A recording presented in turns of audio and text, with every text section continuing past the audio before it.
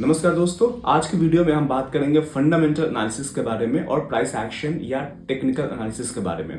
ये दो ग्रुप होता है, ये ट्रेडर्स का दो ग्रुप होता है। तो जब आप किसी फंडामेंटल एनालिस्ट से बात करेंगे तो वो बोलेगा कि फंडामेंटल एनालिसिस सब कुछ होता है, प्राइस एक्शन या टेक्निकल एनालिसिस कुछ नहीं होता है। और जब आप प्राइस एक्शन ट्रेडर या टेक्निकल एनालिसिस वाले से बात करेंगे तो वो कहेंगे कि फंडामेंटल एनालिसिस कुछ नहीं होता है, हम जो करते हैं टेक्निकल एनालिसिस और प्राइस एक्शन वो सब कुछ होता है। आपको क्या मानना है? देखिए, दोनों अपनी अपनी जगह पे सही है, लेकिन जो मेरा पॉइंट ऑफ व्यू है इसके बारे में वो ये है कि जो फंडामेंटल एनालिसिस होता है वो करना एक मुश्किल काम है। जैसे एग्जांपल लीजिए, जो बड़े बड़े हेज फंड होते हैं, जो बड़े बड़े फाइनेंशियल इंस्टीट्यूशन होते हैं, जब वो फंडामेंटल एनालिसिस करते हैं तो वो किनको हायर करते हैं? वो हायर करते हैं पीएचडी होल्डर्स को, जो बड़े बड़े कॉलेजेस से आए रहते हैं, जो हार्वर्ड से पीएचडी किए होते हैं, जो इंडिया में अगर है तो आईएम से पास आउट होते हैं, जिनके पास में इकोनॉमिक्स की डिग्री होती है, जिनके पास में मैथ्स की डिग्री होती है।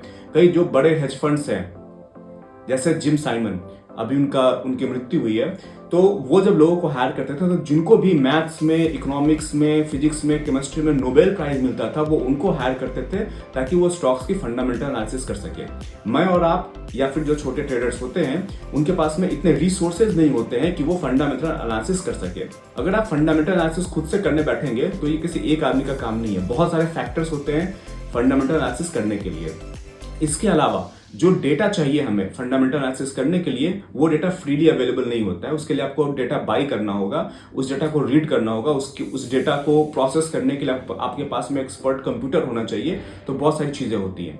तो किसी एक इंडिविजुअल के लिए या किसी एक छोटे ग्रुप के लिए फंडामेंटल एनालिसिस कर पाना वो एक पॉसिबल काम नहीं है। ये वो लोग करते हैं जिनके पास में बहुत सारे रिसोर्सेज होते हैं। तो क्या रिटेल ट्रेडर पैसा नहीं बना सकता है? इस सिचुएशन में रिटेल ट्रेडर पैसा बना सकता है, लेकिन उसको यह समझना चाहिए कि वो इस चीज को समझे कि जो फंडामेंटल एनालिसिस कर रहे हैं, end of the day price को जो मूव करता है वो फंडामेंटल एनालिसिस करता है। तो जो लोग कर रहे हैं वो इस एनालिसिस को करने के बाद में वो एक्शन लेंगे। जैसे एग्जांपल लीजिए, 4-5 हेज फंड है जिनका उसमें सबसे बड़ा पैसा है, जो मार्केट को मूव करते हैं, वो सब बैठ के अपनी एनालिसिस कर रहे हैं। एक बार उनकी फंडामेंटल एनालिसिस हो गई तो जो सबसे बड़ा हेज फंड है वो अपनी मार्केट में ऑर्डर डालना स्टार्ट करेगा, वो ट्रेड्स लेना स्टार्ट करेगा।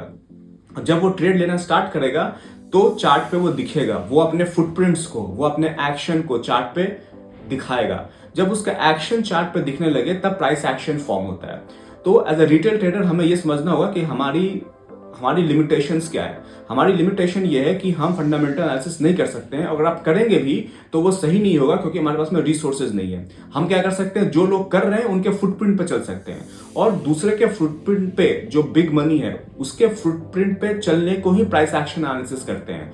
जब वो एक बार एनालिसिस उन्होंने कर लिया, एक्शन लेना स्टार्ट कर दिया, तो आपको समझ में आएगा कि मार्केट की डायरेक्शन क्या है और फिर उसके हिसाब से आप मार्केट में एंटर करते हैं। तो दोस्तों, ये एक शॉर्ट वीडियो था जिसपे मैंने बताने की कोशिश की कि फंडामेंटल एनालिसिस क्या होता है और टेक्निकल एनालिसिस क्या होता है। इन दोनों में लड़ने की कोई जरूरत नहीं है। हमें यह समझना चाहिए कि हमारे लिए क्या बेस्ट है। क्या आप फंडामेंटल एनालिसिस कर सकते हैं? उसका आंसर है नहीं। आपको सिर्फ जो लोग कर रहे हैं उनके फुटप्रिंट को पढ़ के उसके हिसाब से एक्शन लेना है। वीडियो पसंद आया हो तो वीडियो को लाइक, शेयर और सब्सक्राइब कीजिए। प्लस अगर जो लोग भी मेरे साथ जुड़ना चाहते हैं, डिस्क्रिप्शन में एक फोन नंबर है, उस पर कॉल करके मेरे साथ जुड़ सकते हैं। मिलते हैं अगले वीडियो में, तब तक के लिए नमस्कार।